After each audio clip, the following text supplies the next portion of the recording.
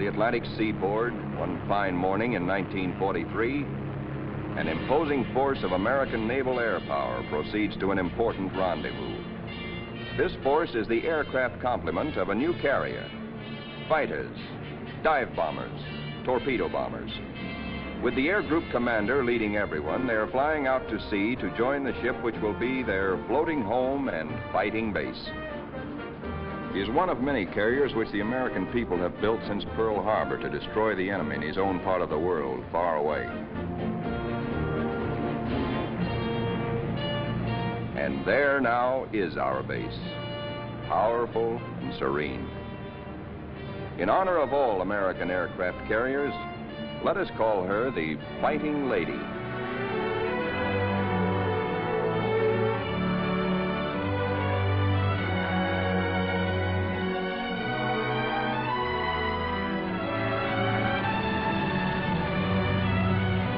Against a good solid wind with their tail hooks down, our planes come into the broad flight deck of their new home.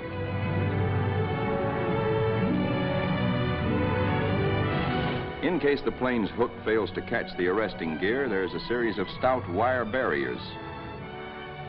Number one man on the flight deck just now is the LSO, the landing signal officer, always a flyer himself. Like all aviators, he'd much rather be flying. Come on in and sit down.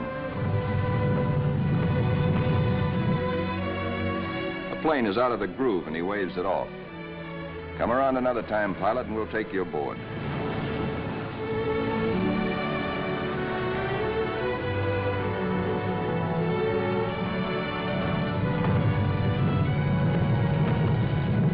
When planes land, they taxi quickly forward out of the way. Later, they'll have to be shifted to the stern and rearranged in proper position for takeoff. This is called respotting the deck. Here is our skipper, Jocko, a veteran Navy flyer, Annapolis, 1917. He is not impressed by our earnest efforts, nor are the flight deck control officers. The skipper calls all hands together and gives us a piece of his mind.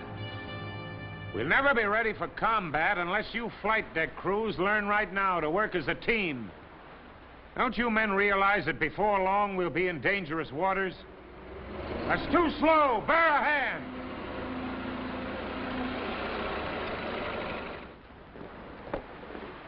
Watch out. Keep that wing clear. Get it over to starboard. Way over to starboard. Come on, get the lead out of your pants. Now, this is the way your deck should look when you're ready for action. Our ship, our Fighting Lady, is enormous, wonderful, and strange to us. From stem to stern, the entire ship is a honeycomb of watertight and flame-proof compartments. Far below the waterline are engine rooms, fire rooms, fuel tanks, and magazines packed with enough assorted high explosive to blow us all to kingdom come. The hangar deck is like a gigantic tunnel, nearly 2 city blocks long and wide enough to house 4 freight trains abreast.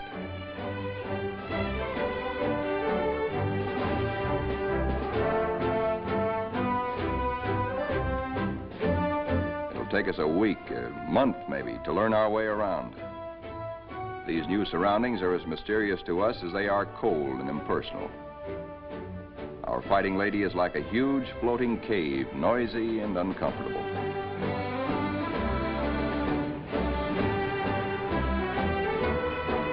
Elevators as big as a tennis court carry us topside to the flight deck.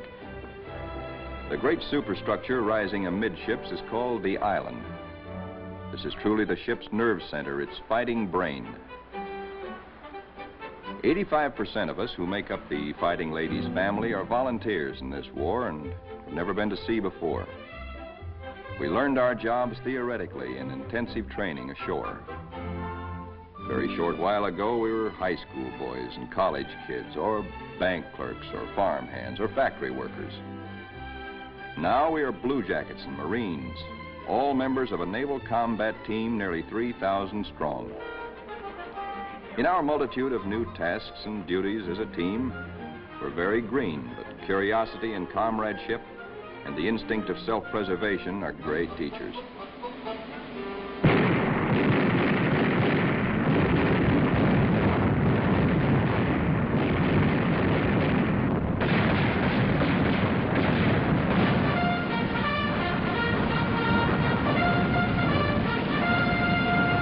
Some of us have to master the delicate and complicated instruments which control the fire of our 5-inch batteries, the guns that must defend the fighting lady when enemy dive bombers and torpedo planes attack.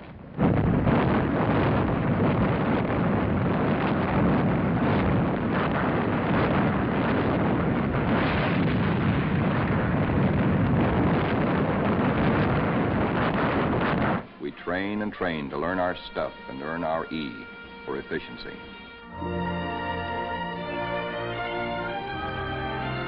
The fighting lady's destination is still a closely guarded secret, but no one can hide the fact that we're entering tropical waters. Our ship seems more friendly and comfortable now, and we greenhorns feel that a suntan will at least make us look like fighting sailors. Even our mascot, Scrappy, has been at sea longer than most of us.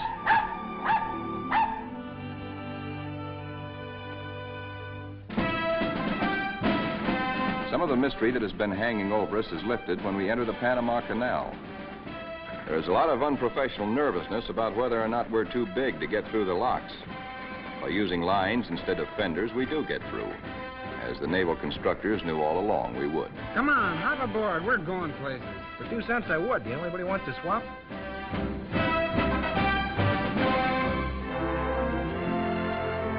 Now we stand out into the Pacific, and life aboard settles down into monotony.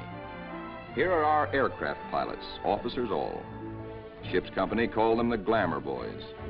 They are the men who fly and fight our planes. All the efforts of all the rest of us are concentrated on putting these people into the air and getting them back again. Most of us are hiding a certain amount of nervousness and anxiety, for many of us are Johnny-come-latelys. Reserve officers who only recently learned to fly at Corpus Christi and Jacksonville. Others among us are specialists who trained at Quonset Point, Rhode Island. Reserves are called by the regulars, in a friendly way, 90-day wonders. In return, the Annapolis regulars are called the trade school boys. But whether Quonset or Annapolis, all are bound together in the fraternity, the close fellowship of Navy men.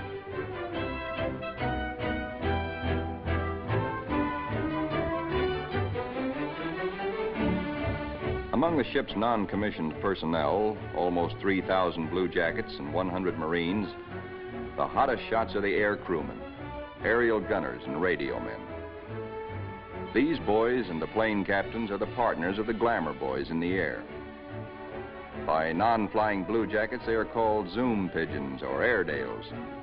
And because they receive 50% extra pay for flying, they are sometimes referred to as the bankroll boys.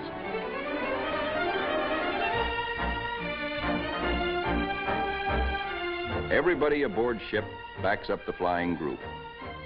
This requires the efforts of all manner of people. Many of the jobs are far from glamorous. All the little tasks and services you find along Main Street must be performed by some members of our carrier's crew.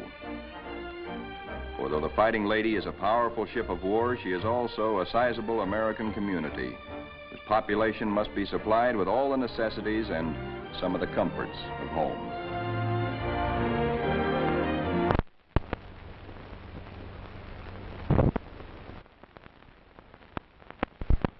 Doc Sorensen, the pharmacist's mate, is just like a village druggist. And next door is our hospital called Sick Bay. It has only a few patients now, but soon it is to be filled with our wounded. Men like these who perform the humble jobs that make life aboard a fighting carrier more bearable, the barbers and the cobblers, are seldom mentioned in communiques. They all have a place in our fighting team. Weeks pass. Now we are far out into the Pacific, which is a very considerable body of water. Monotony shuts down on us between our duties. Guessing where we're bound is still our chief pastime. Will we put into Pearl? Are we going to Iron Bottom Bay? Or maybe even to the Aleutians? All such gossip and rumor are called scuttlebutt or drinking fountain conversation.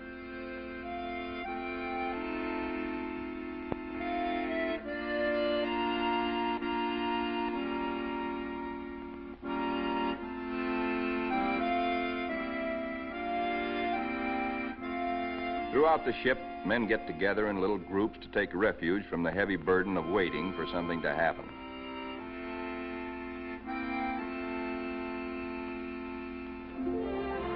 And then one day, out of nowhere, comes a fast fleet tanker, and we're refueled at sea. This tells us something. This tells us that we are not going to Pearl or any other land base for a long, long time.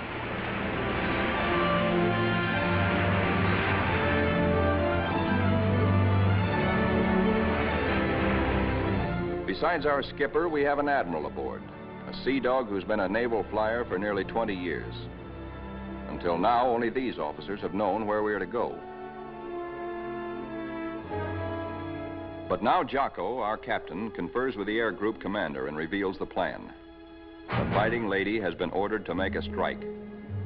She will pass through waters where no carrier task force has ventured since the bloody Battle of Midway. Remember, this is 1943, long before we took the Marshall Islands.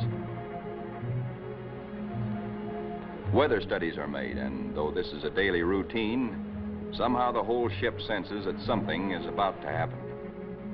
Even before the news is broadcast to all of us, there's a new tension and atmosphere of expectancy. And then we are told we have traveled more than 7,000 miles from Panama, so that tomorrow, August 30th, 1943, we can strike the Jap base at Marcus Island, deep within the enemy's ring of defenses.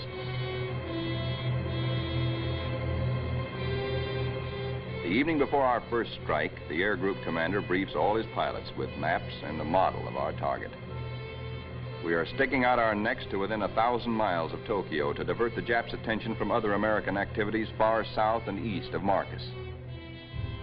Those of us who have never before been in battle, that's most of us, ask a lot of questions of those who have seen action. Rear seat gunners, don't break off until you're practically on the same course and right astern of the enemy. Then push over fast. Outwardly, we try to seem composed and cheerful, but a lot's going on inside our minds. We question our most inner selves. What'll it be like? How'll we take it? Will we do all right? This is the night when a lot of boys write one more letter home.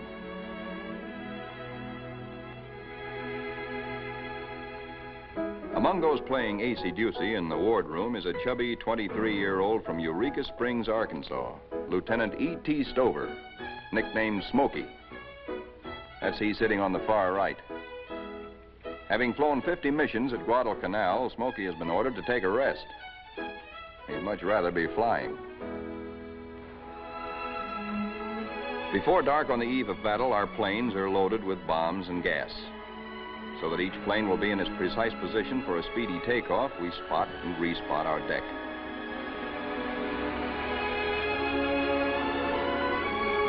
Now all is perfect. We will strike at dawn. And now GQ, General Quarters.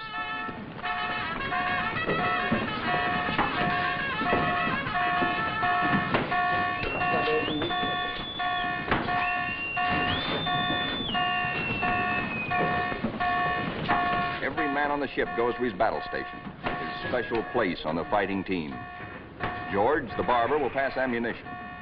Leo, the baker, will be a sky lookout. Frank, the tailor, is assigned to a first aid station. Pilots are in their ready rooms. Each squadron, fighter, bomber, torpedo bomber, assemble separately. Flyers get into their flight gear and receive last-minute data and instructions.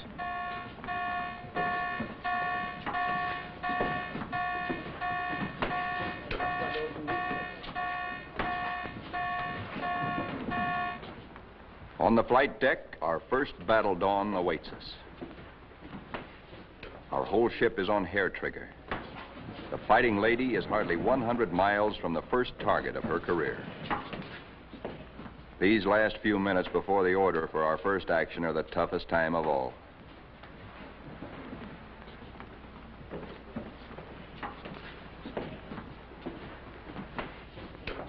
A wise man once said, war is mostly waiting. We learn now what that can mean. At last the word comes. Pilots, man your planes. Ready room 3, roger. Pilots, man your planes.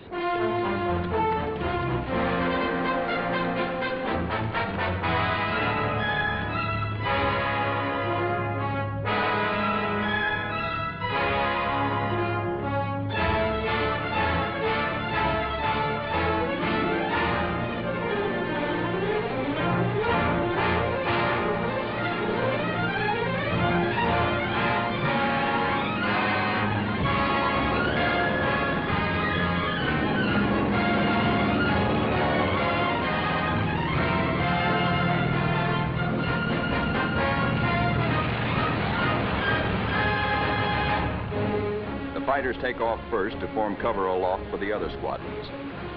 Then the bombers, heavy laden with destruction.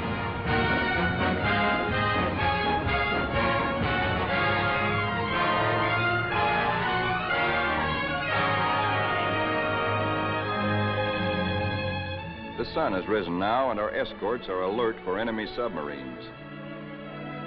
But the Fighting Lady steams boldly toward our target to lessen the distance for our planes when they return.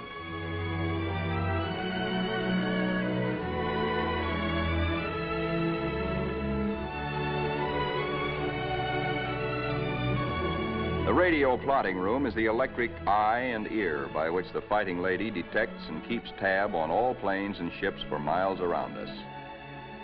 Smokey, the fighting ace from Arkansas, has been put in charge of this room for our big day. Hunched among his assistants, Smokey is like a super quarterback on a super football team. He is in constant touch with our entire air group.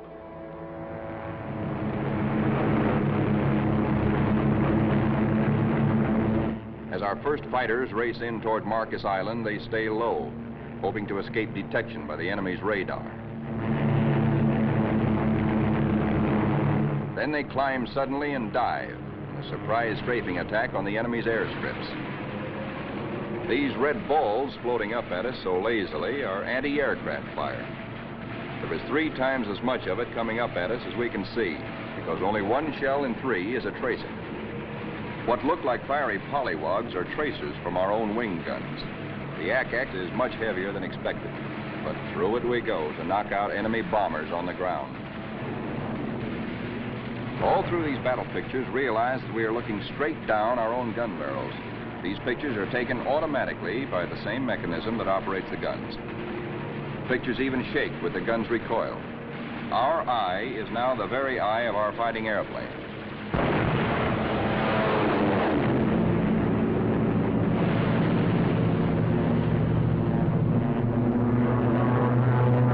The enemy's picket boats and supply ships offshore are thoroughly strafed. No longer will these craft bring rice and sake and munitions to Marcus.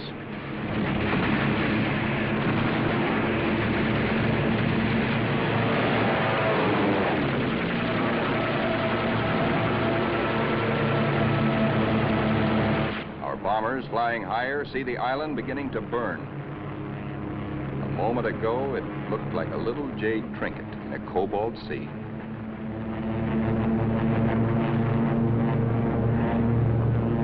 As the fighters and bombers swing victoriously away from Marcus Island, towering columns of smoke show the thorough job our boys have done.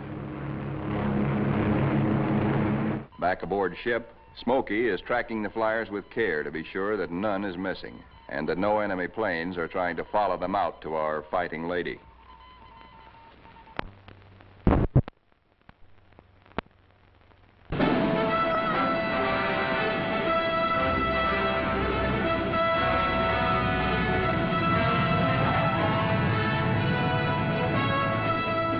As our planes come aboard, there begins an operation almost as exciting as the attack itself.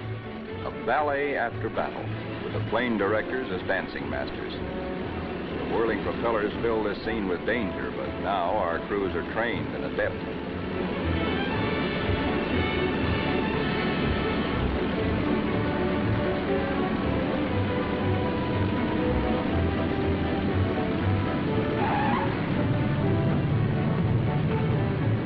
landing signal officer performs an eloquent adagio on the Fighting Lady's stern. Warning to the rest of the cast to stay off stage until a limping member can be led out of the way.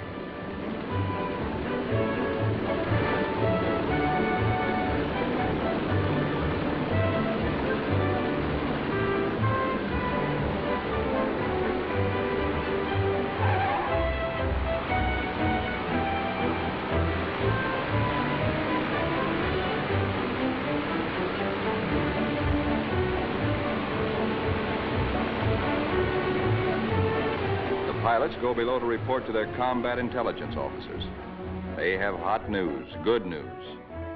They tell what they saw and did, how many rounds of ammunition they fired, how many bombs they dropped, what they hit, what they noticed at the target that was new and different or that may need hitting again. As the reports are added up and our combat photographers develop their pictures, the story becomes better and better. Every single Jap bomber on Marcus has been destroyed. 80% of the shore installations blasted or set afire. Hangars, radio stations, gas dumps, ammunition dumps. Marcus is now a lovely mess. In the radio plot, Smokey's worried. There are planes still up there, and he's wondering about them. They are ours, though, delayed by battle damage. Landing a shot-up plane on the carrier is a crucial test of how well-trained, how alert and steady a naval flyer is.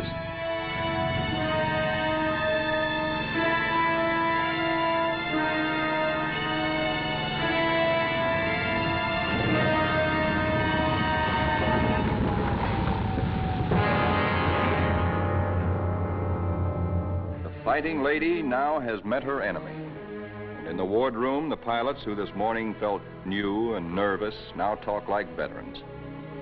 We have been baptized by fire and have survived nicely. We of the Fighting Lady are growing up.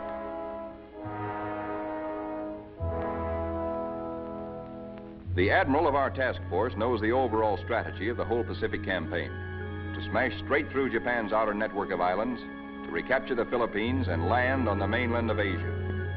Thus, we will deny Japan supplies from Malaya and the Dutch East Indies and leave her far-flung island garrisons marooned. Then we will reach out and really help our ally China. Months after Marcus, this campaign is well started. Our carrier task forces have been in many battles.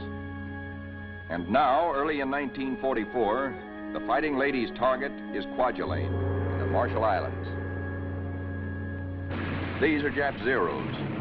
Fighter screen being pierced by our planes and planes from 8 other carriers, preparatory to strafing Kwajalein and bombing it apart. Our fighter pilots have improved with practice, with the confidence that comes from experience. They estimate their range by watching their tracers.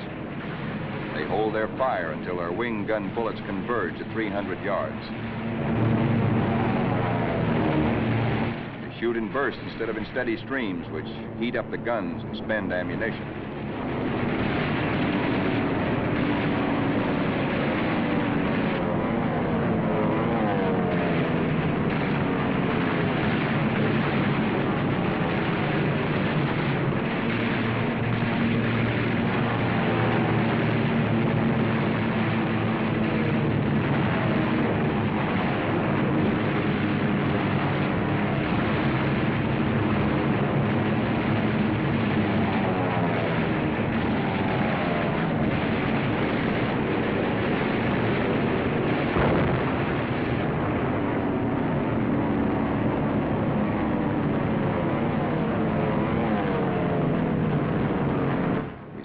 Kwajalein burning, very satisfactory.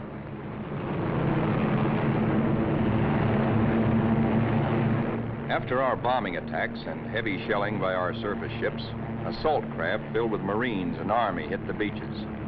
And very soon after that, Kwajalein is ours.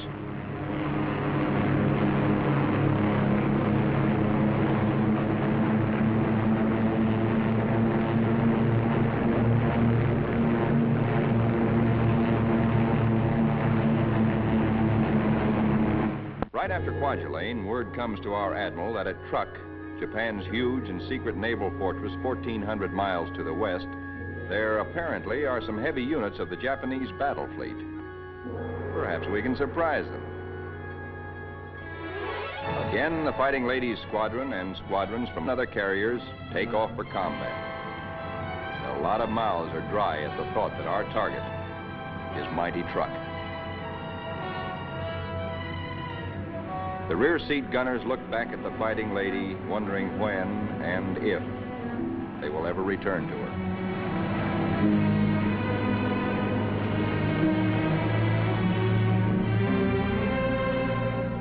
All that we know about truck, we know from a few photographs taken by some nervy Marines on reconnaissance just 18 days ago. We hear that it is a complex of heavily fortified islands surrounded by airstrips, with naval anchorages at certain spots among the islands. For the next 2 days, more than 1,000 of our carrier-based planes are going to sweep in on truck in relays. The planes appear to float gently off our bow. Actually, their airspeed is a good 70 knots. Diving in on truck, we again turn on our guns and their synchronized cameras. Truck's defenders are aloft and we smack them hard.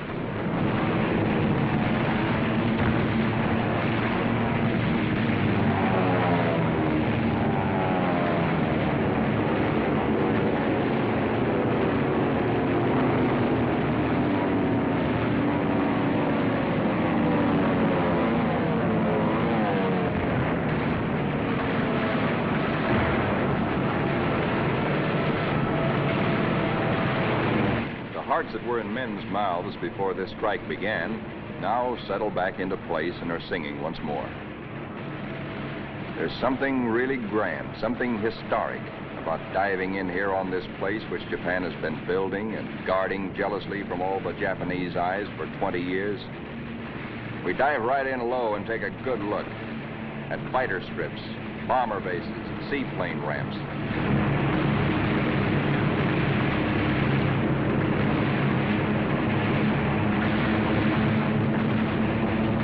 In an almost vertical dive, the pilot may black out or go blind for a moment when he pulls up and out at the bottom. But the camera won't black out.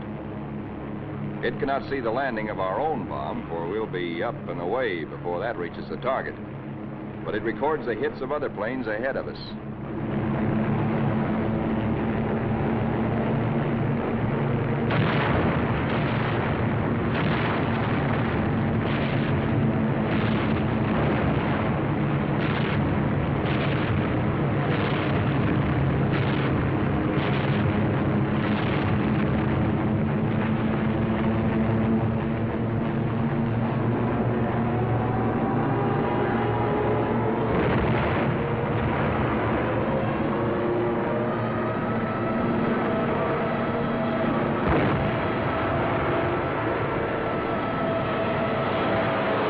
Hope to find the Jap fleet here, but most of it's gone. Some lingering ships, including some of their fast fleet tankers, we find hiding in sheltered coves. The vessels which we are now strafing are other fleet auxiliaries, rice boats, transports, and ammunition ships.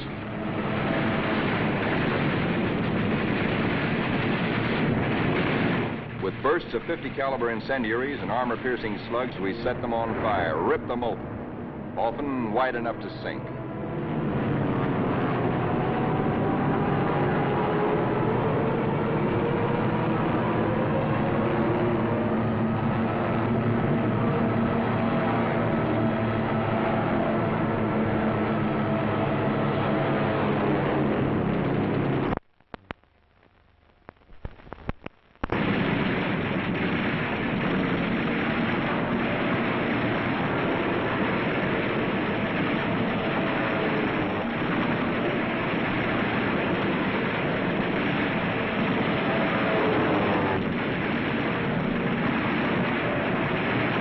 Strafing ships filled with TNT is not very healthy for pilots who dive too low.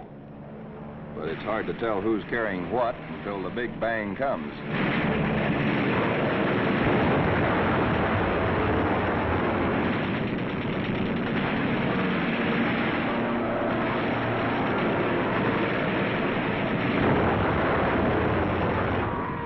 Returning to the deck at 130 miles an hour with a flap shot away, all a pilot can hope to save is his own skin. Here comes our new air group commander. He's had a bit of trouble. His windshield is blotted with blood, and he has to feel his way aboard. Strafing at low altitude, he took a 40-millimeter anti-aircraft burst right in the face. More than 200 wounds, and his plane a sieve. But he'll live to fly again. Some planes will not return, but others come back and land somehow, anyhow. Considering the toughness of truck, our losses are astonishingly light. No time is lost getting casualties below.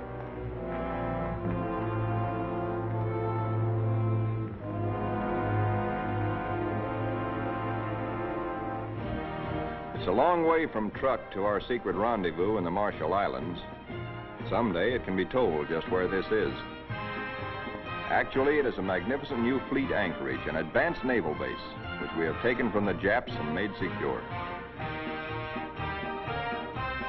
Now, for the first time, we, who have been operating as separate, relatively small task forces, see assembled the enormous mass of naval power. Over 1 million tons of American fighting steel. New carriers, new battleships, new cruisers and fleet auxiliaries in an amount which Japan could never conceive, let alone produce.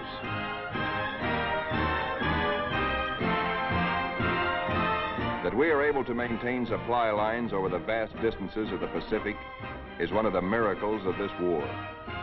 In the comforting presence of so much power, we relax and refresh our battle-strained nerves. Pushing my head under. Hey, Benny, when you going to die? You thought you'd have swim, hey!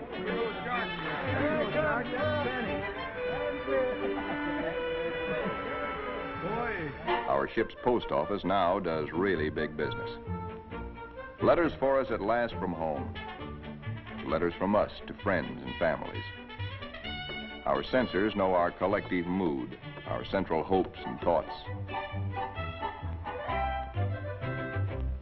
The stuff is really getting out here now. I can't tell you much about it, but oh boy. And the more we get, well, the sooner I'll be seeing you. All hands are called together. Our old skipper, Jocko, has been promoted admiral. Our new one's name is Dixie. Men, as soon as I finish talking, we are getting underway. Our fighting lady is now part of what is designated Task Force 58. As you know, our final destination is a place called Tokyo. We'll have to fight hard to get there, but when we drop our hook at Yokohama, I'm going to throw a party. All hands are cordially invited.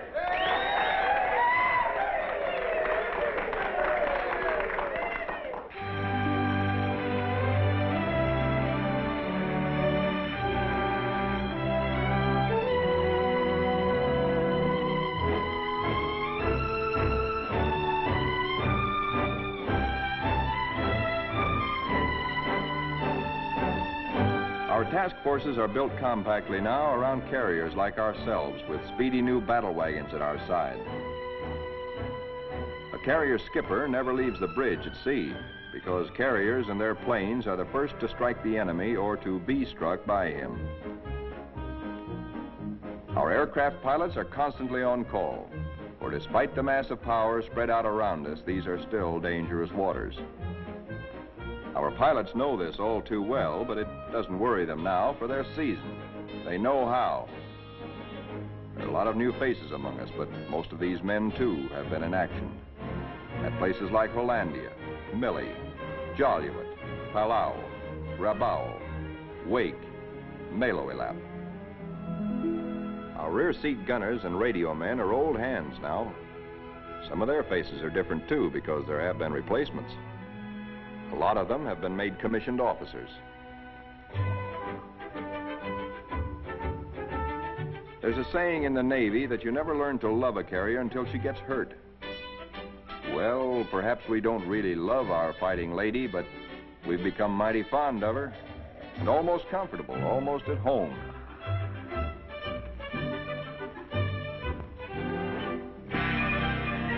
Occasionally, our shipboard movies bring us that one thing we crave the most, one touch of something utterly American, one deep breath of home.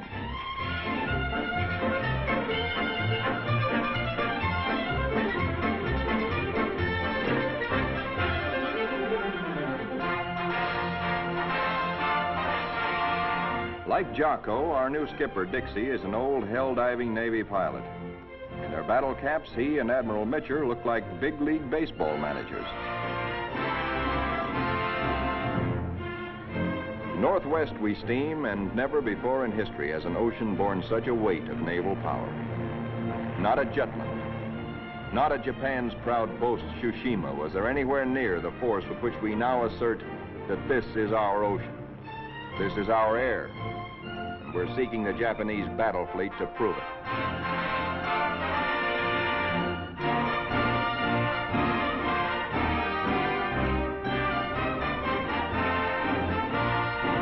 With our cruisers and our biggest new battle wagons present, we are strong enough to hope, really to hope, that we may provoke the Japanese fleet into accepting a fight.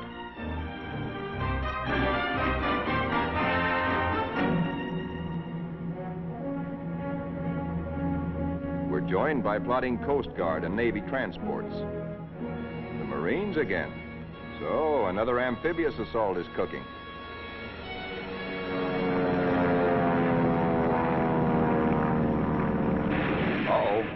Our patrols have spotted an enemy search plane and are after her.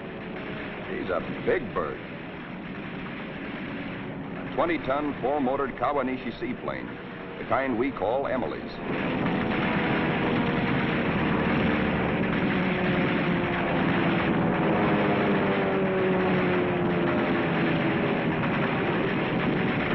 Miss Emily's a tough old girl. Right now, she's screaming for help and telling Tokyo by radio where we are. Hellcats are closing in on it.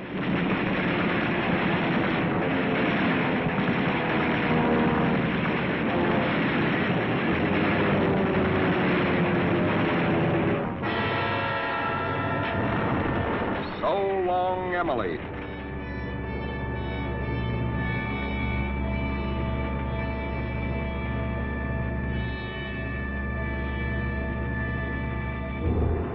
Now that the enemy knows where we are, and we know he knows, our brass hats get together on final arrangements for what may turn into another Midway. Our objective, first of many in our drive through to the Philippines and China, will be the Marianas. In battles just ahead of us, we are to make good use of a multitude of weapons, special devices, and techniques which have been evolved through the 30 years since the U.S. Navy first took to the air.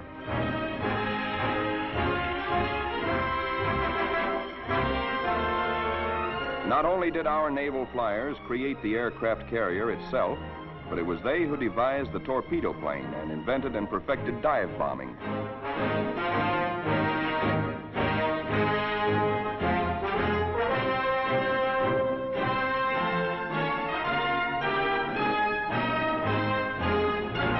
Disposed about our flight decks so that planes can be quickly armed are all manner of death-dealing objects. 500, 1,000, and 2,000-pound bombs. We have torpedoes and incendiaries, and the kind of anti-personnel bombs we call daisy cutters.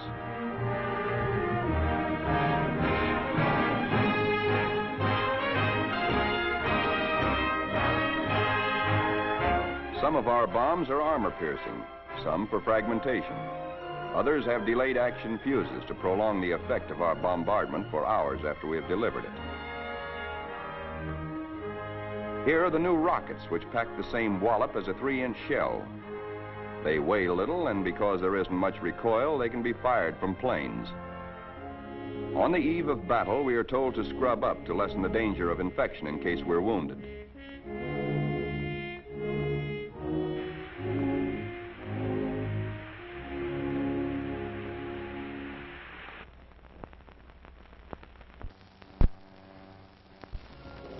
As well as our bodies, most of us prepare our souls.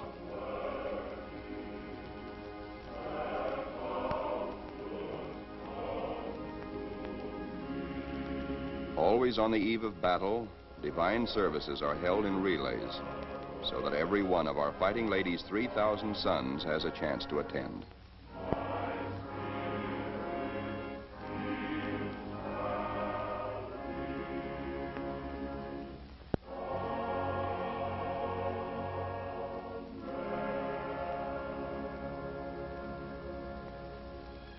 As the eve before battle lengthens, there is the usual waiting. Again, we're reminded that war is mostly waiting.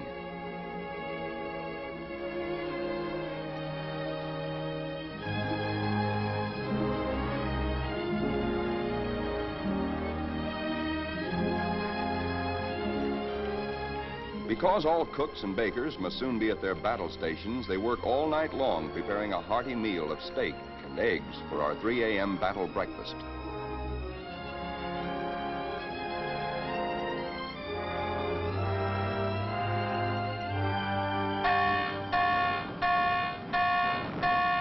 We are being attacked.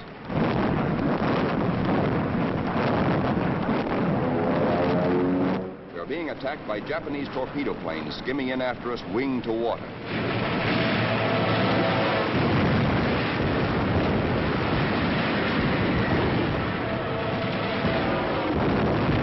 All they want is one hit on our flight deck.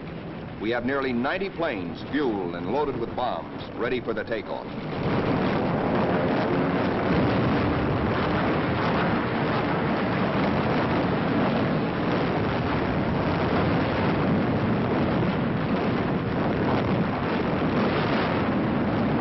Each patch of flame is a burning Jap.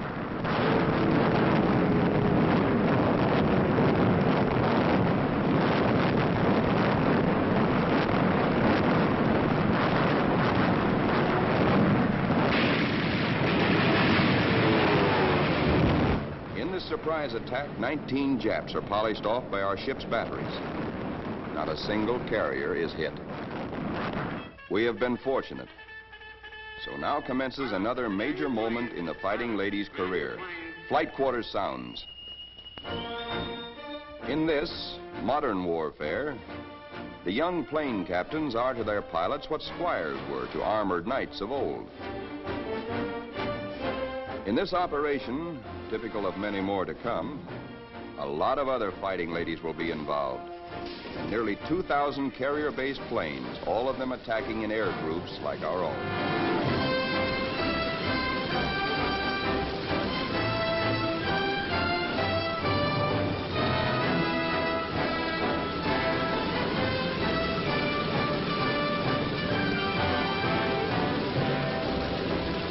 From now on, we tighten our belts and steady our hands as our Navy makes progressively bigger attacks nearer and nearer the heart of Japan.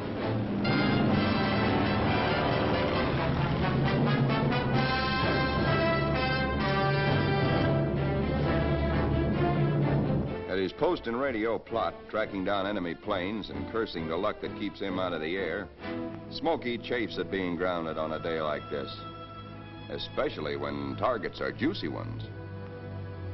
All the Jap air bases and military installations in the Marianas, and a special prize package, Guam, the island which we did not fortify, but the Japs did.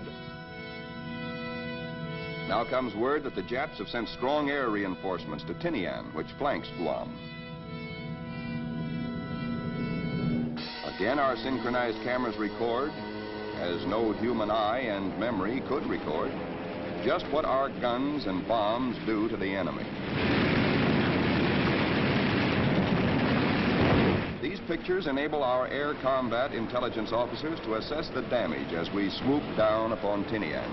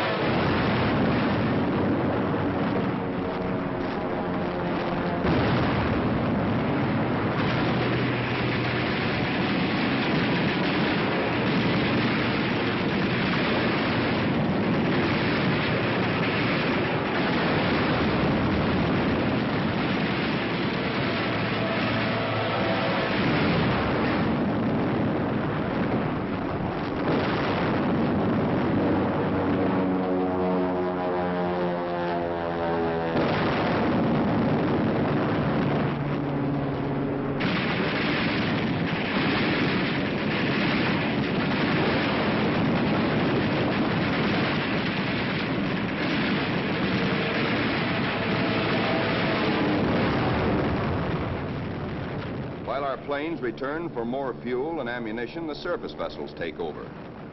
A prodigious naval barrage to prepare the beaches our assault forces are going to hit. Not only our newest, but some of our oldest and proudest battleships are here. The Colorado, the Tennessee, and the USS Pennsylvania, flagship of World War I.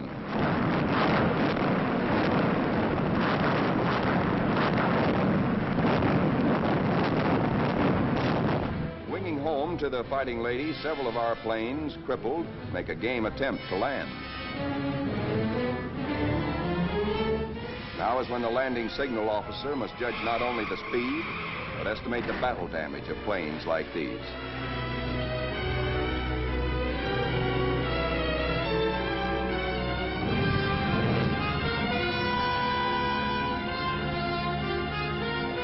And flight deck emergency crews, firefighters, rescue details, and medical corpsmen exhibit almost incredible courage.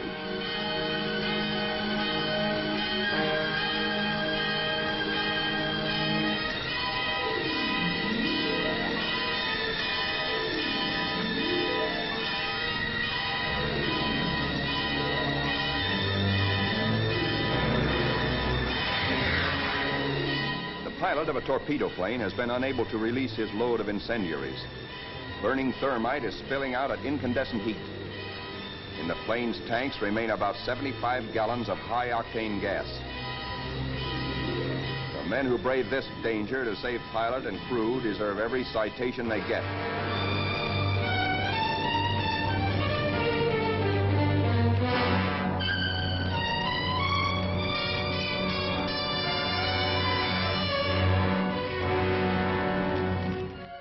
In the ready rooms, intelligence officers question battle-weary pilots. What did you see? Any Jap carriers in sight? Are you sure they were carrier-based planes? Then from radio plot comes uncomfortable news. Torpedo planes and dive bombers from enemy aircraft carriers are approaching. All hands, man your battle stations. To our engine room go orders for flank speed, which is a few knots faster than full speed, in case we need to take evasive action. All boilers are lighted to let the Fighting Lady outdo herself if necessary. The engine room people turn on the heat, and the propeller shafts churn like fate in their alleys.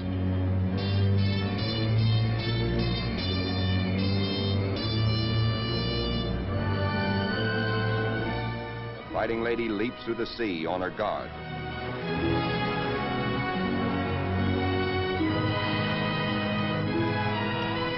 Skipper Dixie gears himself for action, and so does wise old Scrappy.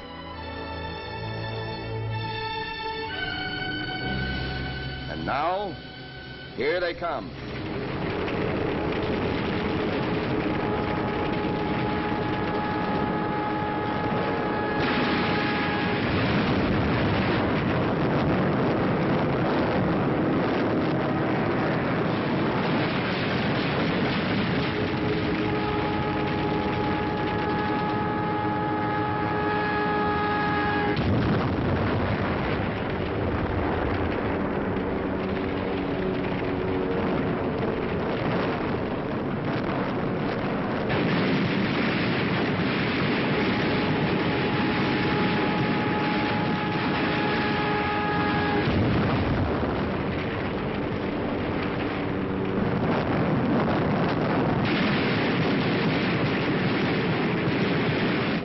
Jap Jill, torpedo bomber, miraculously keeps coming through our wall of flak. She's approaching us fast with a life that must be charmed. Our gunners throw everything they've got, but still she comes. If he ever releases that torpedo,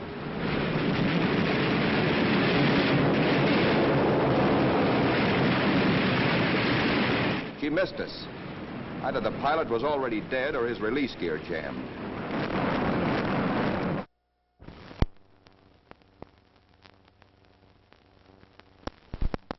When Smokey, the pride of Arkansas, hears about that one, he almost takes off.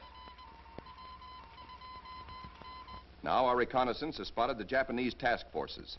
This is the moment we've been fighting and praying for.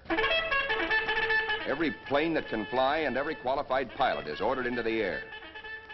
At last, Smokey gets his chance to fly again. Pilots, man your planes. Pilots, man your planes.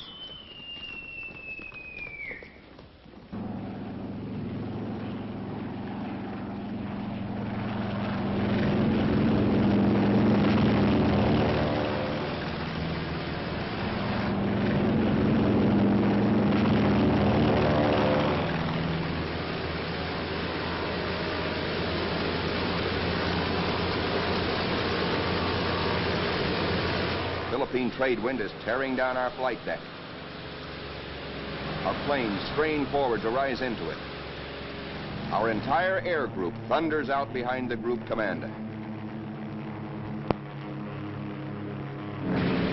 Now our fighters run into a smoke Jap fighters, mostly Zeros, sent up to intercept our attack on the Japanese fleet. A mad aerial scramble begins, which the boys to this day still call the Marianas Turkey Shoot. 369 Jap planes are shot down in this single day, to our loss of 22. Japanese plane makers have sacrificed strength and firepower for agility. Their planes disintegrate quickly when you hit them. They have no armor plate, as ours have, nor are their gas tanks self-sealing.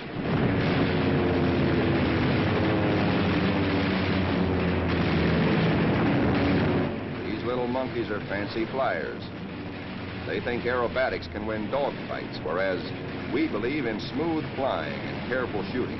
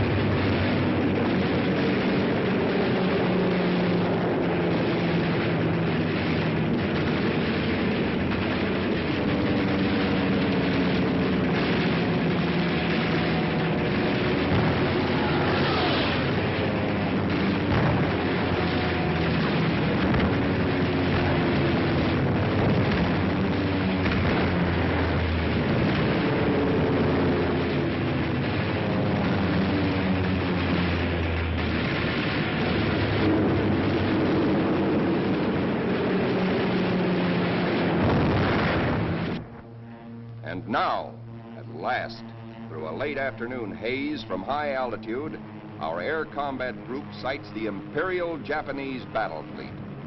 These are the first pictures ever taken of a great enemy naval formation like this.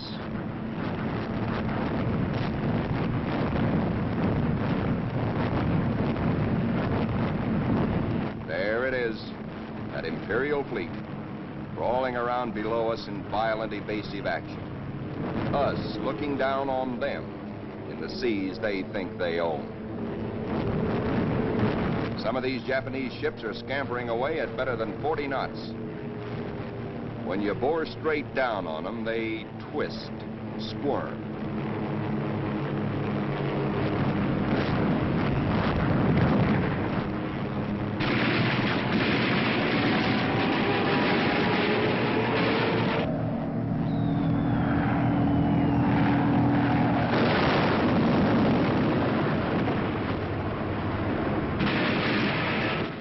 A big destroyer at the bow, hoping to shoot out his bridge, and he shoots back plenty.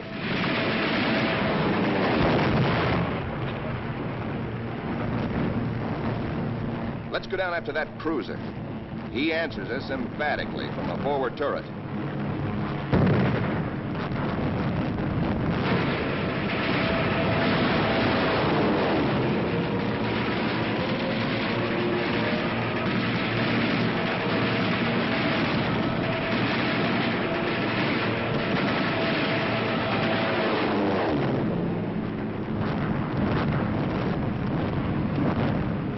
Now a 25,000-ton Jap carrier of the Hayataka class is going to get it.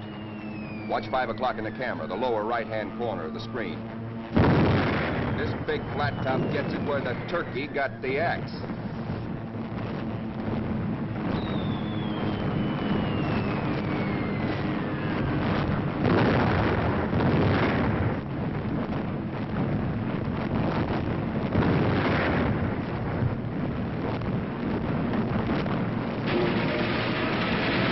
When you touch off some of these babies, just watch this one. And now we come home from the Battle of the Philippine Sea. 17 Jap warships have been sunk or severely damaged. Several of our returning planes have been badly shot up. A dive bomber comes in out of gas. He pulls off to starboard, but noses over because his wheels are down.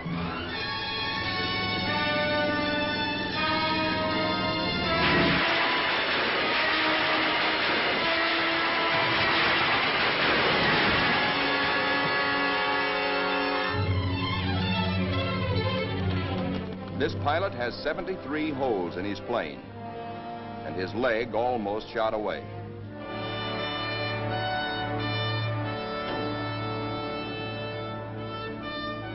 To clear the deck for other planes, number 30, badly damaged, is jettisoned, given the deep 6.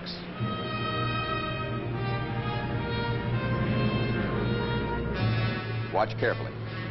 This man's controls are all but shot away.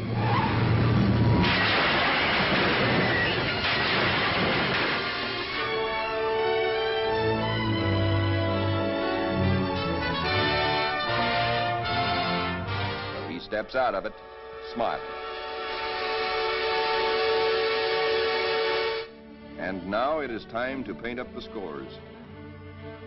On this fine morning, just a year after being commissioned, the Fighting Lady is beginning to look like a stamp album.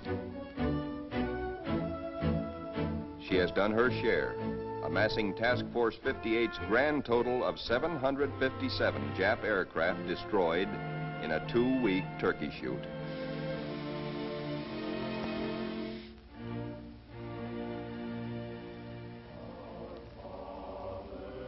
But there's another score to add up. Our own casualties. Quite a few faces are no longer with us on the Fighting Lady. Among them, Commander Upson, skipper of our torpedo squadron. Lieutenant Pappy Condit. Lieutenant John Meehan. And that fightingest gentleman, Lieutenant Smokey Stover. Yes, Smokey's missing too.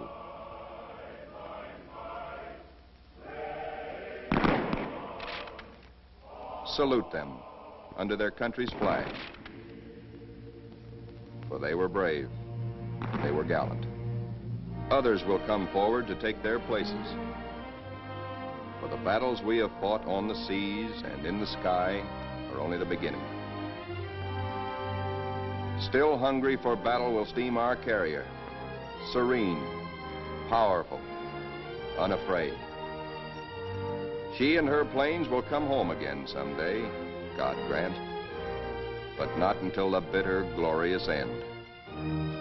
For she is, and we salute her, the Fighting Lady.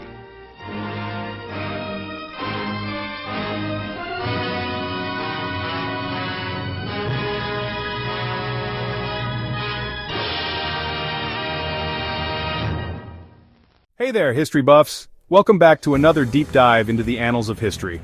I hope you're ready because today, we're diving into one of the most compelling wartime documentaries ever created, The Fighting Lady. This film is not just a documentary, it's a vivid time capsule that takes us back to the heart of World War II. Now, I know many of you have a keen eye for historical detail, and this film is a treasure trove. It's packed with authentic footage and real-life stories that bring history to life in a way that few other films can. Picture this. It's 1944, you're aboard the USS Yorktown, an Essex-class aircraft carrier. This ship was a floating fortress, a symbol of American naval power during the war. This behemoth of a ship was affectionately dubbed the Fighting Lady by her crew. The name itself evokes a sense of strength and determination, qualities that were essential for survival during those turbulent times. Why? Because she embodied the spirit and resilience of those who sailed her. The camaraderie and teamwork among the crew were palpable, and it was this unity that helped them face the immense challenges of war. The genius behind this documentary? None other than the legendary photographer Edward Steichen. Steichen was already a renowned photographer before the war, but his work during this period cemented his legacy. While serving as director of the U.S. Navy's photographic unit during WWII, Steichen and his team captured some of the most intense and authentic footage of the war. Their work provides an unfiltered look at the realities of naval warfare. That's right, everything you see in The Fighting Lady is real. There are no reenactments, no stage scenes, just raw, unedited moments from the war. The catapult launches, the bomb drops, the dogfights, and yes, the haunting silence afterward.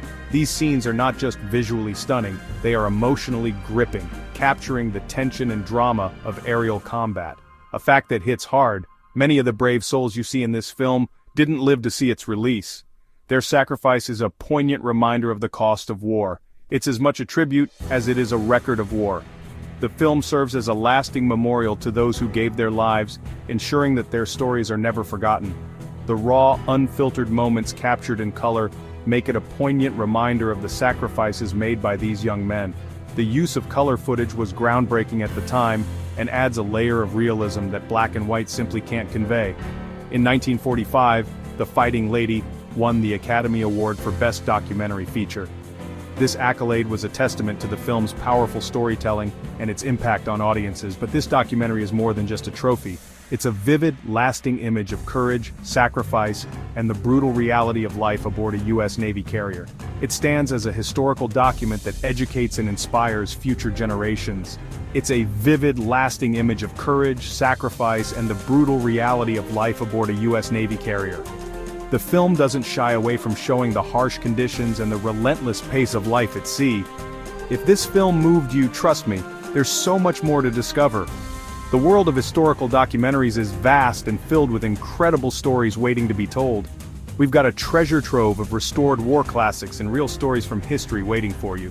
Each film offers a unique perspective and a deeper understanding of the past. Click on the video on screen to watch the next documentary in our WWII series. Each episode delves into different aspects of the war, providing a comprehensive look at this pivotal period in history. And hey, don't forget to subscribe for timeless cinema, no ads, no cuts, just stories that matter. Thanks for watching. Your support helps us keep these important stories alive. See you in the next one. Until then, keep exploring the past to understand the present.